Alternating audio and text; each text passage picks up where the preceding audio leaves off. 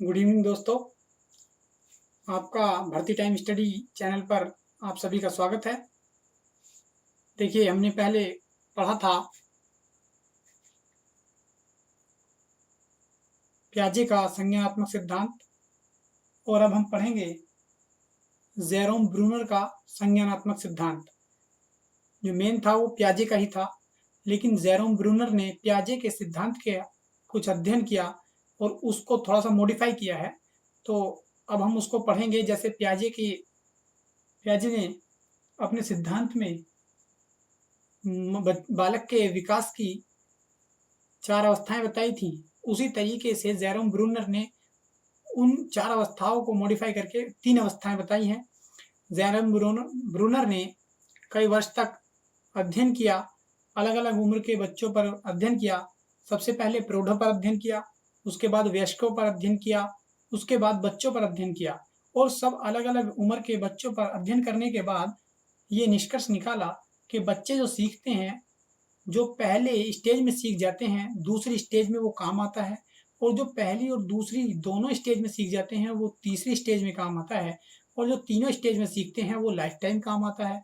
तो इन्होंने बताया कि जैसे एक मकान पर चढ़ा जाए तो स्टेप बाय स्टेप पर चढ़ा जाता है, उसी तरह से जेरोम ब्रूनर ने हमको बताया था कि किस तरह से बच्चा सीखता है और किस तरह से उसका मानसिक विकास होता है। यानी मानसिक मतलब संज्ञानात्मक विकास। जैसे संज्ञान है, संज्ञान होता है मतलब मानसिक क्रियाएं। मानसिक क्रियाएं मानसिक क्रियाएं कौन कौन सी होती हैं? मानसिक क्रियाएं होती हैं जैसे स्मृति, चिंतन, चिंतन, तर्क, ये सभी मानसिक क्रियाएं होती हैं। तो ये मानसिक जो क्रियाएं यानी संज्ञान से जो बात निकलती है, हमारे मानसिक जो क्रियाएं होती हैं स्मृति, चिंतन, तर्क जैसी, तो इनका विकास यानी जो मानसिक विकास हुआ यानी संज्ञान का जो विकास हुआ उसे संज्ञानात्मक विकास कहते हैं और इस सिद्धांत को संज्ञानात्मक सिद्धांत कहते हैं। तो इसके और अन्य नाम भी हैं, अन्वेषणात्मक सिद्धांत, ये कई अन्य नामों से दूसरे नाम से पूछ लेता है तो हम कंफ्यूज हो जाते हैं। इसके 3-4 नाम हैं, वो हम देख लेते हैं और ये भी बताएंगे कि ऐसा नाम क्यों रखा गया। अन्वेषणात्मक सिद्धांत और दूसरा है संरचनात्मक सिद्धांत। संरचनात्मक सिद्धांत और इसको हम कह सकते हैं, तीसरा नाम इसका ले सकते हैं निर्मितवाद का सिद्धांत। निर्मितवाद का सिद्धांत, इससे पहले भी हमने थॉर्नडाइक का, पावलोव का, स्किनर का, कोहलर का, कोहलबर्ग का, अल्बर्ट बंडूरा का, यानी सभी के हमने सिद्धांत कवर किए हैं। आप हमारे चैनल पर जाकर देख सकते हैं और बहुत अच्छी तरह से कोई भी नाम हमने नहीं छोड़ा है, क्योंकि नाम चेंज करके पूछ लेता है, हम कंफ्यूज हो जाते हैं। यानी बुक्स में जो मिलता है या वैसे कि कहीं से हम नोट्स लेते हैं तो उसमें मिलता है निर्मितवाद का सिद्धांत जेरोम ब्रूनर, संरचनात्मक सिद्धांत जेरोम ब्रूनर, अन्वेषणात्मक सिद्धांत ब्रूनर। अब इसमें हम कंफ्यूज होते हैं कि ये सिद्धांत इतने सारे ब्रूनर के हैं इस तरह से, और संबंधवाद का सिद्धांत थॉर्नडाइक, प्रियदनम भूल का सिद्धांत थॉर्नडाइक, प्रयास एवं त्रुटि का सिद्धांत थॉर्नडाइक, यानी इस तरह से मिक्स होकर मिलते हैं तो हम कंफ्यूज हो जाते हैं। तो इतने सिद्धांत दिए हैं और हम ये इस तरह से पढ़ेंगे तो हमें पता रहेगा कि ये एक ही सिद्धांत के नाम है, तो हम पूरा ध्यान रहेगा। अब कैसे ध्यान रहेगा, यानी बच्चे के संज्ञान की बात थी, बच्चे को इन्होंने बताया, जैसे पियाजे ने बताया था कि बच्चा एक नन्हा वैज्ञानिक होता है, वो अपने ज्ञान का निर्माण स्वयं करता है, यानी वातावरण से वो सीखता है, और कुछ अपना ज्ञान और वातावरण का ज्ञान जब एक जगह मिल जाता है तो उन्होंने बताया था कि बच्चा उस बात को सीख जाता है। इस तरह से इन्होंने संज्ञानात्मक क्षेत्र जो मानसिक क्रियाएं बताई हैं उसके आधार पर हम कह सकते हैं कि बच्चा खोज द्वारा सीखता है, यानी बच्चा खोज द्वारा सीखता है। कैसे सीखता है? खोज द्वारा। और खोज बच्चा जब स्वयं करता है तो इसको हम कह सकते हैं अन्वेषण का मतलब ही खोज होता है। इन जब बच्चा सीखता है अपने आप खोज करके तो अन्वेषणात्मक सिद्धांत इसलिए इसको कहा गया। यानी बच्चा स्वयं खोजता है तो अपने आप संरचना बनाता है, यानी अपने आप अपनी ज्ञान की स्वयं रचना करता है, इसलिए संरचनात्मक सिद्धांत कहा गया। और निर्मितवाद का सिद्धांत इसलिए कहा गया कि अपनी ज्ञान का निर्माण स्वयं करता है, इसलिए सिद्धांत को निर्मितवाद का सिद्धांत कहा गया। तो समझ में आ गया होगा। और एक बात ध्यान रखेंगे, ये पियाजे हैं, पियाजे, ये ब्रूनर और वाइगोट्स्की, ये तीनों संज्ञानवादी हैं। कभी कभी पूछ लेता है कि कौन सा संज्ञानवादी नहीं है, तो इन तीन सारे जो ऑप्शन होगा वही आंसर होगा। तो इस तरह से ध्यान रखना। और ब्रूनर का सिद्धांत भी फेमस है और पियाजे का तो बहुत ही फेमस रहा है। तो इस पियाजे के सिद्धांत को इन्होंने मॉडिफाई किया है और इन्होंने पियाजे की जो 4 स्टेज है मानसिक विकास की, उनको 3 स्टेज में बताया है, यानी 3 स्टेज में उसको वर्णित किया है। इसलिए हम कह सकते हैं कि जो ब्रूनर का सिद्धांत है वो पियाजे के सिद्धांत का ही, जो ब्रूनर का सिद्धांत है तो पियाजे के संज्ञानात्मक सिद्धांत का ही एक विकल्प है। तो अब हम पढ़ते हैं कि जो ब्रूनर ने सिद्धांत दिया है उस सिद्धांत कैसे दिया है और क्या दिया है। ब्रूनर ने संज्ञानात्मक विकास को, यानी बालक के मानसिक विकास को, संज्ञानात्मक विकास को 3 भागों में बांटा है। तो 3 भागों में हम देख लेते हैं। पहला जो संज्ञानात्मक सिद्धांत को 3 भागों में बांट दिया। तो 3 भागों में पहला जो सिद्धांत आता है क्रियात्मक विधि, यानी पहली जो स्टेज है उसको इन्होंने कहा क्रियात्मक विधि। क्रियात्मक विधि नंबर 1 क्रियात्मक विधि। और नंबर 2 इन्होंने दूसरे जो स्टेज बताई उसको कहा प्रतिबिंबात्मक विधि। प्रतिबिंबात्मक विधि या प्रतिबिंबात्मक अवस्था, इसको हम कह सकते हैं क्रियात्मक अवस्था। पहली अवस्था क्रियात्मक, दूसरी प्रतिबिंबात्मक, तीसरी संकेत अवस्था। संकेत आधारित,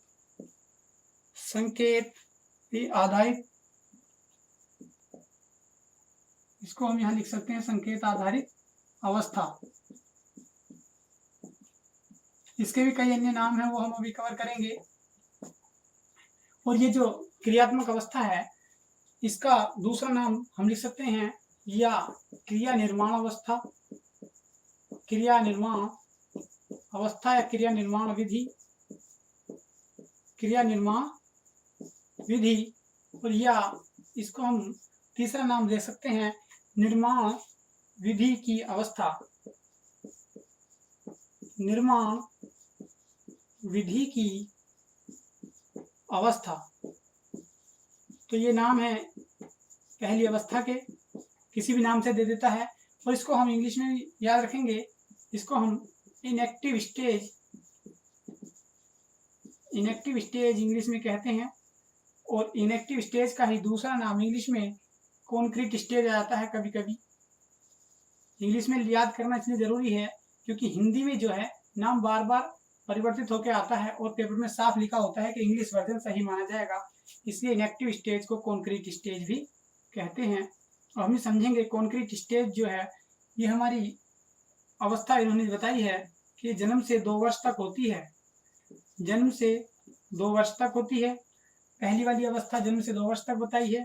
दूसरी अवस्था प्रतिबिंबात्मक अवस्था या प्रतिबिंब को कहते हैं प्रतिमा आधारित अवस्था। प्रतिमा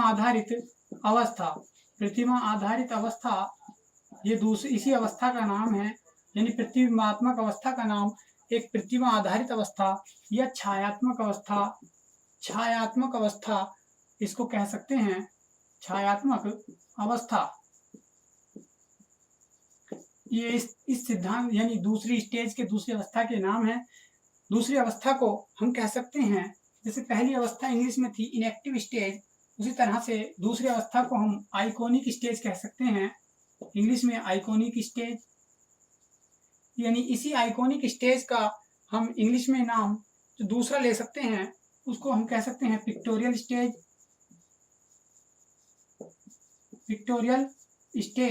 और इस पिक्टोरियल स्टेज को हम मान सकते हैं ये 2 वर्ष से 7 वर्ष तक। इन्होंने बताया कि दूसरी जो स्टेज है वो 2 वर्ष से 7 वर्ष तक होती है। इसी तरह से जो तीसरी इन्होंने अवस्था बताई है संकेत आधारित अवस्था, इस संकेत का हम दूसरा नाम लिख सकते हैं कि चिन्ह आधारित अवस्था। चिन्ह आधारित अवस्था, चिन्ह आधारित अवस्था। जिस तरह से पहली स्टेज का नाम इनएक्टिव स्टेज, दूसरी स्टेज का नाम आइकॉनिक स्टेज, उसी तरह से तीसरी स्टेज का नाम हम लिख सकते हैं सिंबॉलिक स्टेज। सिंबॉलिक स्टेज, या दूसरा नाम इसका हम लिख सकते हैं एब्स्ट्रैक्ट स्टेज। Abstract stage. तो आप समझ गए होंगे। अब इसको हम थोड़ा और डिटेल में पढ़ेंगे। क्रियात्मक अवस्था इनएक्टिव स्टेज यानी जन्म से 2 वर्ष, प्रतिबिंबात्मक अवस्था 2 से 7 वर्ष, और संकेत आधारित अवस्था जो होती है हमारी, इसको हम यहाँ लिख सकते हैं 7 से 15 वर्ष या 16 वर्ष। 15 वर्ष या 16 वर्ष कुछ भी लिख दें, 15 लिख लो या 16 लिख लो, कुछ भी लिख लीजिए। तो कहने का मतलब ये है, इस यानी जन्म से लेकर 16 वर्ष तक की अवस्था को पियाजे ने 4 भागों में बांटा था, 4 अवस्थाओं में बांटा था। इन्होंने 3 अवस्थाओं में बांटा है। इन्होंने बताया कि जो बच्चा है सबसे पहले क्रिया करता है, यानी जन्म से 2 वर्ष तक बच्चा क्रिया के द्वारा सीखता है, शारीरिक क्रियाओं द्वारा सीखता है। उसके बाद 2 वर्ष के बाद बच्चा 7 वर्ष तक जो सीखता है वो प्रतिमा के आधार पर, यानी बिंब के, फोटो के, यानी इमेज के आधार पर सीखता है, इमेज को देखकर पहचानता है। और तीसरी अवस्था में बताया इन्होंने 7 से 15 वर्ष तक जो बच्चा सीखता है वो संकेत या चिन्ह के आधार पर सीखता है। यानी ऐसा कोई जरूरी नहीं कि 7 से 15 वर्ष तक के में कि 8 वर्ष का ही सीखेगा। कुछ बच्चे 8 वर्ष तक सीख जाते हैं, कुछ बच्चे 10 वर्ष तक सीख जाते हैं, कुछ बच्चे 12 वर्ष तक सीख जाते हैं किसी बात को। इसलिए इन्होंने एक स्टेज दी है, एक लिमिट बताई है कि जन्म से 2 वर्ष तक बच्चा शारीरिक क्रियाओं द्वारा सीखता है, और उसके बाद 2 वर्ष से 7 वर्ष तक बच्चा प्रतिमा के या प्रतिमा के बाद प्रतिबिंब के द्वारा या इमेज के द्वारा, यानी छाया के द्वारा सीखता है। और तीसरी अवस्था में बताई कि संकेत के द्वारा, तीसरी अवस्था में बच्चा संकेत के द्वारा सीखता है या चिन्ह के द्वारा सीखता है 7 से 15 वर्ष तक। तो अब हम इसको समझेंगे कि कैसे कैसे बच्चा सीखता है। लेकिन इसमें इन्होंने ये बताया कि जिस क्रियात्मक अवस्था में जन्म से 2 वर्ष तक बच्चा जो सीख गया वही प्रतिबिंबात्मक अवस्था में काम आएगा, और जो इन दोनों स्टेज में सीख जाएगा वो आगे काम आएगा। और जो इन तीनों स्टेज में बच्चा सीख जाएगा, यानी बच्चे का जो मानसिक विकास इन तीनों अवस्थाओं में हो जाएगा, वो लाइफ टाइम चलता रहेगा।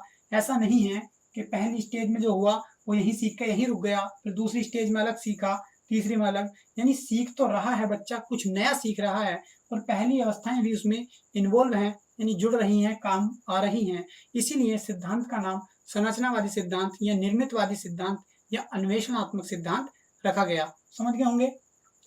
तो स्क्रीनशॉट ले लीजिए।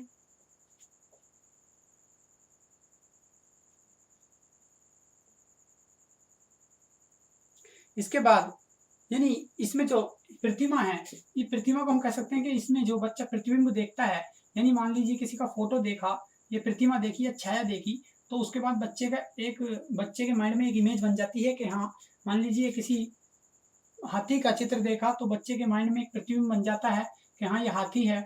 और फिर कभी उसका चित्र देखता है या हाथी को सामने देखता है, तुरंत उसका प्रतिबिंब जो उसने देखा था वो माइंड में इमेज आती है और समझ जाता है कि हाँ ये हाथी है, मैंने पहले कभी इसको कहीं फोटो में देखा है। तो इसलिए यानी बच्चे का कॉन्सेप्ट क्लियर हो जाता है, यानी इस स्टेज में बच्चे का कॉन्सेप्ट क्लियर हो जाता है कि ये चीज़ कैसी है। इसमें तो बच्चा छोटा होता है, कुछ नहीं समझ पाता, लेकिन 2 से 7 वर्ष तक बच्चा बहुत कुछ सीख जाता है, अपने रिश्तेदारों को, अपने पड़ोसियों को, उनके नाम जानने लगता है और उन्हें पहचानने लगता है। और इसी पहचान के कारण इस अवस्था को प्रतिबिंब, प्रतिमा या छायात्मक अवस्था कहा गया है। अब इसमें देखेंगे, कुछ विद्वान बताते हैं, कुछ बुक्स में आता है कि जन्म से 18 माह तक है, ये 18 माह से 6 वर्ष तक है, और 6 वर्ष से आगे है। लगभग यही है, सेम सा, तो इसलिए हमने ये ले लिया है, कोई प्रॉब्लम नहीं। वैसे इस पर कंफ्यूज नहीं करता है ज़्यादा, इसको थोड़ा आगे पढ़ेंगे। यानी इसमें बच्चा क्रियात्मक अवस्था में जो बच्चा सीखता है, इसके नीचे लिखेंगे इसी तरह से तीनों के, जो क्रियात्मक अवस्था में बच्चा सीखता है वो कैसे कैसे सीखता है, यानी बच्चा शारीरिक क्रिया करता है, सारी क्रियाएं शारीरिक करता है, यानी गामक क्रियाएं करता है। तो इसमें बच्चा जो सीखता है वो शारीरिक क्रियाएं करता है, वह गामक क्रियाएं करता है। शारीरिक व गामक क्रियाएं यानी जो शरीर के द्वारा हो सकती हैं वे क्रियाएं बच्चा इसी अवस्था में करता है। जैसे चलना, बच्चा चलना इसी अवस्था में जन्म से 2 वर्ष तक सीख जाता है। दौड़ना, चलना, दौड़ना और कोई वस्तु जैसे पकड़ना, ये इस तरह से हाथ पैर चलाना वगैरह, हाथ पैर चलाना, तो ये जो सीखता है बच्चा इसी अवस्था में सीख जाता है, क्रियात्मक अवस्था में। इसी अवस्था में ये बच्चा सीख जाता है। इसको थोड़ा ऊपर करके लिख देते हैं। नंबर 1 क्रियात्मक अवस्था।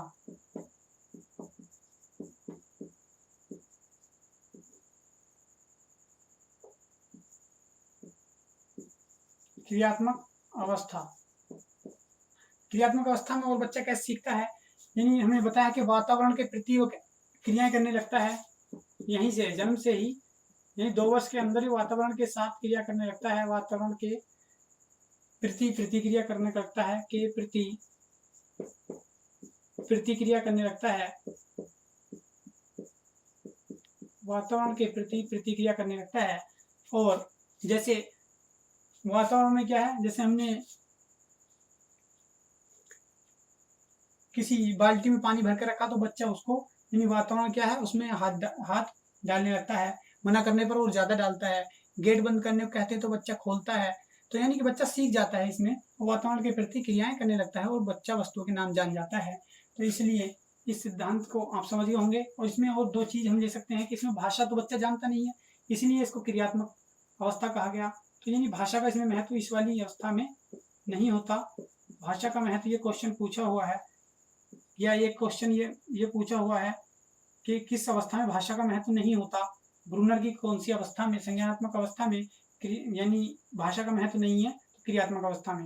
दूसरा क्वेश्चन पूछा हुआ है कौन सी अवस्था में बच्चा, ब्रूनर की कौन सी संज्ञानात्मक अवस्था में कौन सी अवस्था में बच्चा शारीरिक या गामक क्रियाएं करता है, वो क्रियात्मक अवस्था। यह पहली अवस्था। यह ऐसी कौन सी अवस्था है जिसमें शारीरिक, ऐसी अवस्था जिसमें बच्चा शारीरिक या गामक क्रियाएं करता है, वह कितने वर्ष से कितने वर्ष तक होती है, तो जन्म से 2 वर्ष। तो सब क्लियर हो गए होंगे डाउट। और लास्ट में हम कह सकते हैं इसमें जब बच्चा भाषा का महत्व नहीं जानता, बोलना नहीं जानता, तो क्रियाएं सारी शरीर के द्वारा करता है, तो हम कह सकते हैं कि इसमें बच्चे को ज्ञान भी नहीं होता। तो ज्ञान के आधार पर बच्चा कोई भी कार्य नहीं करता, यानी बिना ज्ञान के आधार पर ही सारे कार्य करता है, ज्ञान के आधार पर कोई कार्य नहीं, ज्ञान के आधार पर कोई कार्य नहीं करता है। ये पॉइंट क्लियर हो गया होगा। हम लेते हैं प्रतिबिंबात्मक अवस्था। प्रतिबिंबात्मक अवस्था 2 जन्म यानी 2 से 7 वर्ष तक है। पहले हम प्रतिबिंबात्मक अवस्था पढ़ते हैं। प्रतिबिंबात्मक अवस्था। अब प्रतिबिंबात्मक अवस्था, इसके हमने सारे नाम बता दिए हैं, कब से कब तक है ये बता दिया है। इसमें बच्चा यानी जब 2 से 7 वर्ष का हो जाता है तो बोलना भी सीख जाता है, भाषा भी बोलता है। तो इसमें सबसे पहला पॉइंट आएगा कि भाषा का महत्व होता है। इसमें भाषा का महत्व है, यानी बच्चा इसमें बोलना सीख जाता है, इसलिए इस अवस्था में भाषा का महत्व है। यानी और इसी अवस्था में बच्चा चमक,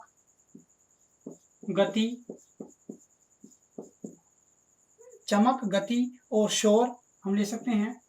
चमक, गति, शोर और ध्वनि, इनके प्रति बच्चा क्या हो जाता है, एक्टिव हो जाता है, इनके प्रति क्रिया करने लगता है। जैसे कहीं जैसे लाइट नहीं आ रही है और लाइट आने तुरंत अंधेरे से में लाइट आई तो बच्चा एकदम चौंक जाएगा और वो चमक को देखेगा उसको। या गति से कोई कार या बाइक उसके पास से गुजर जाए तो वो तुरंत देखेगा पीछे को।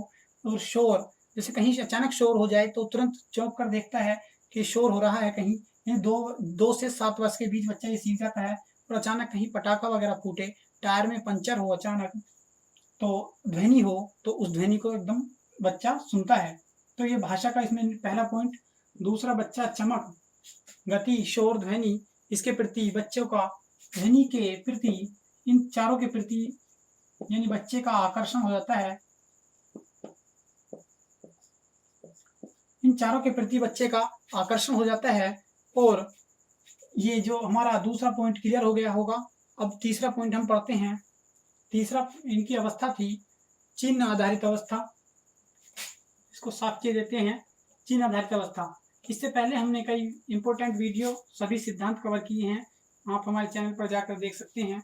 और कोई भी नाम नहीं उसका छोड़ा है, जो छोड़ा हो, क्योंकि कभी किसी नाम से पूछ लेता है, कभी किसी नाम से, और बुक्स में हमें अलग अलग नाम मिलते हैं, सारे नाम नहीं मिलते, और फिर वही दो दो नामों से मिल जाता है। हम कंफ्यूज हो जाते हैं कि ये किसका सिद्धांत है। और यहाँ पर कॉन्सेप्ट क्लियर करके पढ़ेंगे तो हम वहाँ कंफ्यूज नहीं होंगे। चलिए देखते हैं तीसरा, संकेत आधारित अवस्था। संकेत आधारित अवस्था या संकेत आधारित अवस्था, ये थी हमारी 7 से 15 वर्ष तक। कुछ बुक्स में 15 है, कुछ में 16 है, कोई प्रॉब्लम नहीं है। संकेत आधारित अवस्था को हम चिन्ह आधारित अवस्था कह सकते हैं, यानी बच्चा इसमें संकेतों का प्रयोग करना सीख जाता है। जैसे हम कह सकते हैं, इससे पहली वाली स्टेज में बच्चा भाषा सीख गया था, तो भाषा तो सीखेगा ही, भाषा के साथ साथ बच्चा इसमें संकेत का प्रयोग करना शुरू कर देता है। यानी बच्चा इसमें अमूर्त चिंतन शुरू कर देता है। अमूर्त चिंतन, अमूर्त क्या होता, यानी ऐसी वस्तु जिसका जो हमारे सामने उपस्थित नहीं है। जैसे हमने किसी के बारे में बताया अपने घर में कि वह एक व्यक्ति है, बहुत मोटा है, उसके बाल बहुत लंबे से हैं, और बहुत मोटा व्यक्ति है, और उसके वो बाल लंबे रखता है, उसके होंठ मोटे हैं, और कान भी बहुत बड़े बड़े से हैं। और 8 दिन बाद बच्चा, यानी माता पिता बच्चे को बता रहे थे, 8 दिन बाद वो शादी में जाता है तो वही व्यक्ति मिल जाता है। तो वो यानी अमूर्त चिंतन के आधार पर जो उसने पहले इमेज माइंड में बनाई थी, तो वही चिंतन करता है और समझता है कि हाँ, ये बिना बताए समझ जाता है कि ये वही व्यक्ति है जिसका हमने हमारे घर पर जो जिक्र हुआ था। तो ये अमूर्त चिंतन करने लगता है, यानी बगैर देखे चीजों के बारे में सोचने लगता है। तो अमूर्त चिंतन तीसरी अवस्था में, संकेत आधारित अवस्था में शुरू हो जाता है। और संकेत का मतलब क्या है, यानी संकेतों का प्रयोग करना शुरू कर देते हैं। जैसे ऑक्सीजन लिख रहे हैं हम, क्या लिख रहे हैं, ऑक्सीजन। ऑक्सीजन, तो ऑक्सीजन क्या है, यानी ऑक्सीजन एक गैस है। तो ऑक्सीजन का जो हम पढ़ेंगे, ऑक्सीजन को हम O2 कह सकते हैं, यानी O2। इसका जो हम संकेत ले सकते हैं, O2 ले सकते हैं। इस तरह से नाइट्रोजन, तो N2 ले सकते हैं। ये क्या है, पहले बच्चा 2 से 7 वर्ष तक ऑक्सीजन नाम ही जानता है, लेकिन जब 7 वर्ष से आगे बच्चा चलता है तो इसी स्टेज के बीच में बच्चा ये सीख जाता है कि ऑक्सीजन को हम इस तरह से जो संकेत O2 लिखेंगे तो यही ऑक्सीजन है। हालांकि लिखा हुआ ऑक्सीजन नहीं है, ये O2 लिख रहा है, लेकिन बच्चा तुरंत संकेत को समझ जाएगा कि ये क्या है, O2 मतलब ऑक्सीजन है। तो संकेतों को बच्चा समझने लगता है। हाइड्रोजन के लिए हम लिख सकते हैं, जैसे हाइड्रोजन के लिए H2 लिख दें तो बच्चा समझ जाएगा देखते ही H2। और हमने यदि N2 लिख दिया तो बच्चा N2 को देखते ही क्या समझ जाएगा, नाइट्रोजन। N2 नहीं बोलेगा क्योंकि वो समझ जाएगा इस अवस्था में। इस अवस्था के बाद वो नाइट्रोजन, इसको N2 को नाइट्रोजन ही बोलेगा। अब देखिए, ये समझ नहीं आया तो ये समझ लीजिए, यानी बच्चे को 2 + 2 दे दिया तो बच्चा तुरंत इसको 4 लिख देता है, क्योंकि इस संकेत, ये जो संकेत है जोड़ का है। बच्चा इस बात को समझ चुका है कि जोड़ का संकेत है, इसलिए इनको जोड़ना पड़ेगा।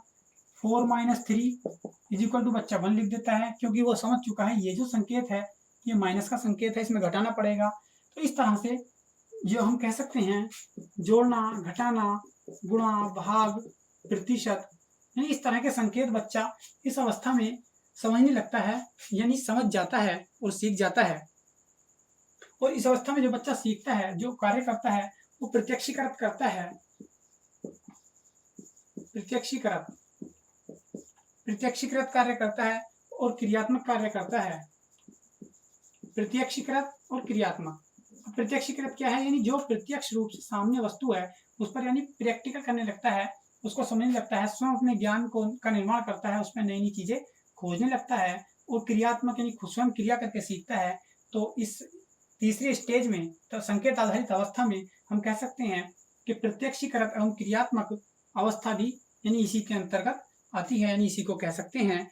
इस तरह से बच्चा सीखता है। और सबसे हम ये भी कह सकते हैं कि बच्चा जो अमूर्त चिंतन करने लगा तो कहाँ से कर रहा है? अपने माइंड से, यानी मानसिक क्रियाओं का अमूर्त चिंतन करना, मानसिक क्रियाओं का प्रयोग करना है। और मानसिक क्रियाएं संज्ञान की बात है, इसलिए हम कह सकते हैं बच्चे के अंदर बुद्धि है। तो हम कह सकते हैं इस स्टेज को, यानी इसमें बच्चा बुद्धि का प्रयोग करने लगता है, इसलिए हम कह सकते हैं कि बच्चा जो कार्य करता है वो बौद्धिक रूप से करता है या बुद्धि का प्रयोग करता है। बुद्धि का प्रयोग बच्चा इसी स्टेज में करता है, संकेतों का प्रयोग इसी स्टेज में करता है। प्रत्यक्ष रूप से और क्रियात्मक वस्तु को देखकर उस पर क्रिया करना, सामने वस्तु को देखकर उस पर चिंतन करना, ये सब क्रियाएं, अमूर्त चिंतन, ये सब संकेत आधारित अवस्था के ही अंग हैं, यानी इसी के अंतर्गत बच्चा करता है। और जो अब तक विकास हो गया, उसी विकास के आधार पर बच्चा, जो मानसिक विकास अब तक हुआ है, उसी मानसिक विकास के आधार पर बच्चा अपनी पूरी लाइफ बिता देता है, यानी उसका मानसिक वैसे ही माइंड का डेवलपमेंट होता रहता है। तो इस तरह से ये था हमारे ब्रूनर का संज्ञानात्मक सिद्धांत। क्योंकि एक पॉइंट ये है कि जो संज्ञानात्मक सिद्धांत पहले पियाजे ने दिया था और उसी को मॉडिफाई करके संज्ञानात्मक सिद्धांत ब्रूनर ने दिया है, तो इसमें क्या अंतर है और क्या समानता है, तो ये हम देखते हैं अब कि जीन पियाजे का संज्ञानात्मक सिद्धांत और ब्रूनर का संज्ञानात्मक सिद्धांत में कितना डिफरेंस है, कितना अंतर है और कितनी समानता है। क्योंकि ये क्वेश्चन इससे पूछा हुआ है। मैं भी आपको बता दूंगा क्वेश्चन कहाँ से पूछे जाते हैं और कैसे कैसे क्वेश्चन बनते हैं।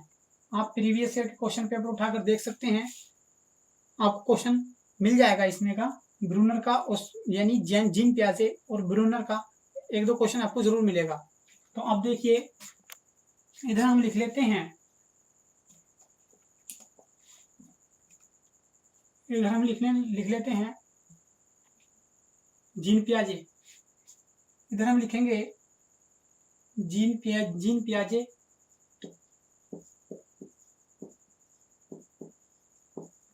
और इधर लिखेंगे हम ब्रूनर।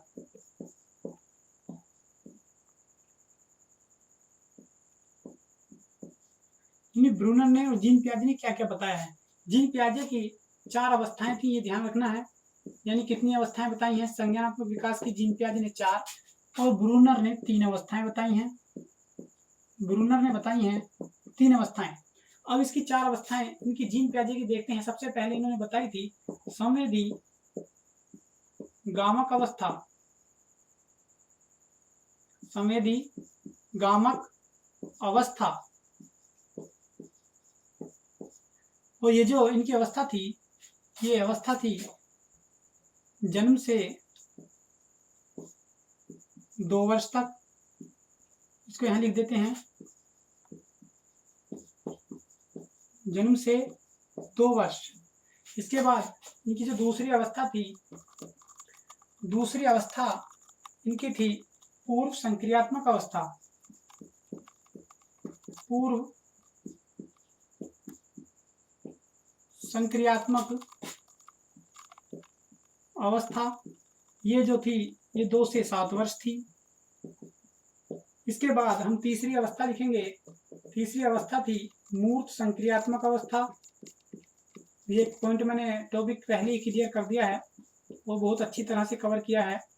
मूर्त संक्रियात्मक अवस्था, प्रत्येक व्यक्ति यहाँ पर टीचर है, यानी सबका अपना अपना पढ़ाने का तरीका अलग है। मैं ये नहीं कहता मैं बहुत अच्छा पढ़ाता हूँ, लेकिन कोशिश ये रहती है कि सभी टीचर हैं पढ़ने वाले तो अच्छा पढ़ाया जाए, और जो दूसरे चैनल हैं उनसे ज़्यादा पढ़ाया जाए, क्योंकि कंपटीशन बढ़ चुका है। इसलिए जो दूसरे लोग छोड़ रहे हैं उसको भी हमें पढ़ना है, ताकि हम उनसे आगे निकल सकें।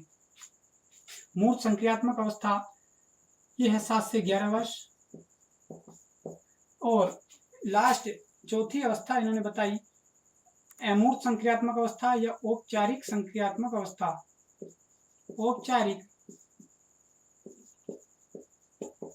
संक्रियात्मक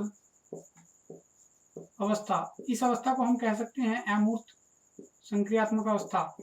इसके 2 नाम हैं, इसको हम लिख सकते हैं 11 से 15 वर्ष। तो ये इनकी 4 अवस्थाएं हो गई, और 3 अवस्थाएं हमने ब्रूनर साहब की पढ़ी हैं। पहली अवस्था पढ़ी है क्रियात्मक अवस्था।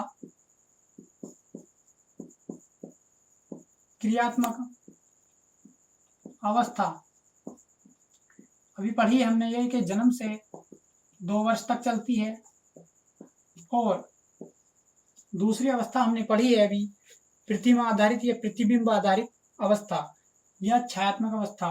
तो प्रतिबिंबात्मक अवस्था हम इसको कह सकते हैं, प्रतिबिंबात्मक अवस्था। प्रतिबिंबात्मक अवस्था ये होती है 2 वर्ष से 7 वर्ष तक। और तीसरी अवस्था इन्होंने बताई थी संकेत आधारित अवस्था। संकेत आधारित अवस्था होती है, संकेत आधारित अवस्था होती है 7 वर्ष से 15 या 16 वर्ष तक। तो अब हम देखेंगे इसमें क्या समानता है। ये क्वेश्चन एक बार बना है कि जीन पियाजे के संज्ञानात्मक विकास में संवेदी गामक अवस्था ब्रूनर के संज्ञानात्मक विकास की कौन सी अवस्था से मिलती जुलती है। तो देखिए, संवेदी गामक अवस्था जन्म से 2 वर्ष, क्रियात्मक अवस्था जन्म से 2 वर्ष, यानी ये पहली से मिलती जुलती है, नाम भी ध्यान रखेंगे। इस तरह से पूर्व संक्रियात्मक अवस्था जो जन्म यानी 2 वर्ष से 7 वर्ष तक है, तो प्रतिबिंबात्मक अवस्था यहाँ 2 वर्ष से 7 वर्ष तक है, तो ये वाली अवस्था इससे मिलती जुलती है। और मूर्त संक्रियात्मक अवस्था 7 से 11 वर्ष और औपचारिक संक्रियात्मक अवस्था 11 से 15 वर्ष, यानी ये दोनों 7 से 11, 11 से 15 हैं। तो ये अकेली संकेत आधारित अवस्था 7 से 15 तक है। तो इसका मतलब ये दोनों इसी में इंक्लूड कर दी है इन्होंने, और इन्होंने इन दोनों को मिलाकर एक बनाया है। ये भी क्वेश्चन पूछा जा सकता है कि कौन सी ऐसी अवस्था है जो जीन पियाजे की 2 अवस्थाओं के बराबर है। ब्रूनर के संज्ञानात्मक विकास में ऐसी कौन सी अवस्था है जो जीन पियाजे की 2 अवस्थाओं से मिलती जुलती है। तो दोनों अवस्थाओं का इंक्लूड इसमें किया गया है संकेत आधारित अवस्था में। आई होप ये समझ में आ गया होगा। हमने इसको टॉपिक को कवर करने का पूरा प्रयत्न किया है, इसमें कोई भी पॉइंट हमने छोड़ा नहीं है। कोशिश की गई है कि हम कोई भी पॉइंट ना छोड़ें। और इस तरह से हम कह सकते हैं जैसे यानी जीन पियाजे, इसका थोड़ा अंतर और देखेंगे। जीन पियाजे क्या करते थे, यानी जीन पियाजे ने कहा कि बच्चा वातावरण के द्वारा सीखता है। तो इस तरह से हम कह सकते हैं इन्होंने वातावरण को महत्व दिया है, जीन पियाजे ने वातावरण को महत्व दिया है, और ब्रूनर ने शिक्षा को अधिक महत्व दिया है। यानी जीन पियाजे ने बताया है कि बच्चा जो सीखता है उसमें वातावरण का अधिक महत्व होता है, वातावरण को महत्व दिया है। और ब्रूनर ने कहा है, इन्होंने दिया है शिक्षा को अधिक महत्व दिया, शिक्षा को अधिक महत्व दिया है। यानी जीन पियाजे का मानना था कि वातावरण में बच्चा जो सीखता है तभी उसको नॉलेज होती है, इसलिए वातावरण में निकलना, बाहर जाना, घूमना बहुत जरूरी है। तो इन्होंने बताया था कि वातावरण के द्वारा बच्चा सीखता है, यानी व्यक्ति जो सीखता है, व्यक्ति अपनी और वातावरण की नॉलेज दोनों के अंतःक्रिया के द्वारा सीखता है। व्यक्ति व वातावरण की अंतः के द्वारा सीखता है, अंतःक्रिया के द्वारा सीखता है। और जबकि ब्रूनर ने बताया है कि व्यक्ति जो सीखता है संस्कृति व सभ्यता के द्वारा सीखता है, क्योंकि इन्होंने शिक्षा को अधिक महत्व दिया था। संस्कृति व सभ्यता के द्वारा बच्चा सीखता है। अब इसको थोड़ा सा और आगे बढ़ाया जाए, इसको हम आगे कह सकते हैं कि इन्होंने जो वातावरण को महत्व दिया है, इसमें इन्होंने लास्ट में क्या कंक्लूजन निकाला, यानी क्या रिजल्ट निकाला, इसको हम समझेंगे। इन्होंने बताया कि बच्चे का जो वातावरण में विकास होता है, यानी जीन पियाजे ने बताया था कि पहले विचार आते हैं, पहले बच्चा मानसिक विकास में, यानी पहले बच्चा सोचता है, उसके बाद पहले विचार आते हैं, उसके बाद भाषा आती है, यानी फिर भाषा आती है। ये इंपॉर्टेंट पॉइंट है। यानी जीन पियाजे का मानना था कि पहले विचार फिर भाषा आती है, जबकि ब्रूनर का मानना था कि पहले भाषा आती है उसके बाद विचार आते हैं। ये भी अंतर मोस्ट है, पहले भाषा फिर विचार। तो ये समझ गए होंगे। और लास्ट में हम इसका एक पॉइंट, इसका स्क्रीनशॉट ले लीजिए। तो देखिए, अब स्क्रीनशॉट ले लिया होगा। जीन पियाजे का मानना था, थोड़ा सा अंतर और है, बस लास्ट सही है।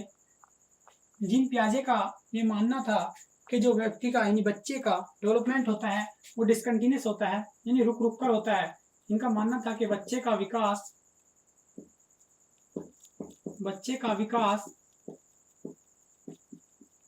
रुक रुक कर होता है, रुक रुक कर होता है।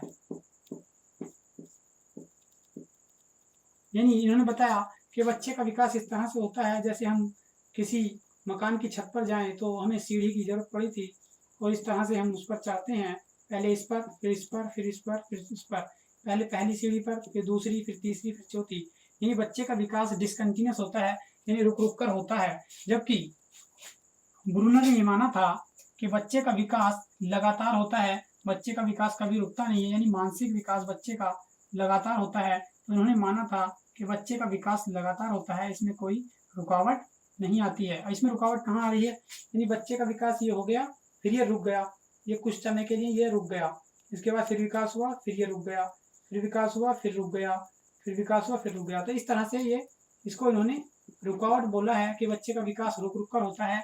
इन्होंने इस ग्राफ के द्वारा समझाया है और ब्रूनर ने इस ग्राफ के द्वारा समझाया है कि बच्चा जब बच्चा का होना शुरू हुआ तो अंत तक बच्चे का विकास होता रहता है जब तक पूरा परिपक्व नहीं हो जाए। तो इस तरह से इनकी ये थ्योरी थी। इस कुछ पॉइंट होते हैं इंपॉर्टेंट, ये तो कवर हो गया है, बस 2-3 पॉइंट इंपॉर्टेंट है उसको भी कवर कर लेते हैं, फिर ये हमारा टॉपिक क्लियर हो जाएगा, बिल्कुल कंप्लीट हो जाएगा, फिर इसमें कोई टेंशन नहीं रहेगी, कोई पॉइंट नहीं छूटेगा। अब इसको देखेंगे कि ब्रूनर का जैसे बच्चे का विकास रुक रुक कर होता है, तो ब्रूनर ने माना था कि बच्चे का विकास यानी मानसिक विकास की बात कर रहे हैं, बच्चे का मानसिक विकास लगातार होता है। मानसिक क्यों कह रहे हैं, क्योंकि संज्ञान की बात है, संज्ञानात्मक, और ज्ञान जो आता है हमारे माइंड में आता है। मानसिक विकास लगातार होता है, ये इनका मानना था, लगातार होता है। चलिए अब थोड़ा सा कुछ पॉइंट है उसको डिस्कस कर लेते हैं। ये जो सिद्धांत है कंप्लीट हो चुका है, लेकिन वो पॉइंट भी इम्पोर्टेंट है, पूछ लिया जाता है कभी, तो फिर कंफ्यूजन ना हो, इसलिए उसको भी कवर कर लेते हैं। देखिए सेशन अगर पसंद आ रहा हो तो लाइक करें, कहने की तो कोई ज़रूरत नहीं है क्योंकि आप सब टीचर हैं। चलिए आप स्वयं भी कर देना, जैसा भी करना हो, लाइक शेयर सब्सक्राइब कमेंट जो भी करना है आप कर देना। लेकिन ये बात है कि आपको अगर ये इसमें कोई कमी नज़र आए तो आप हमें कमेंट करके बताएं। कोशिश पूरी की गई है कि कोई कमी नहीं है, लेकिन आप टीचर हैं, आपके पास कोई नई ट्रिक हो हमें कमेंट करके भेज दें, हम अपने सेशन में इसको शामिल करेंगे, क्योंकि सबकी नॉलेज अलग अलग होती है और ये पता नहीं किसके पास कौन सी ट्रिक बहुत अच्छी है, किसने अपनी ट्रिक किस पॉइंट को याद करने के लिए कैसी बनाई है, तो कोई आइडिया नहीं लगाया जा सकता। यदि आपके पास कोई ट्रिक है तो आप हमको कमेंट में सेंड कर सकते हैं, या हमारे व्हाट्सएप नंबर 9012029050 पर आप व्हाट्सएप कर सकते हैं। ये हमारा व्हाट्सएप नंबर है।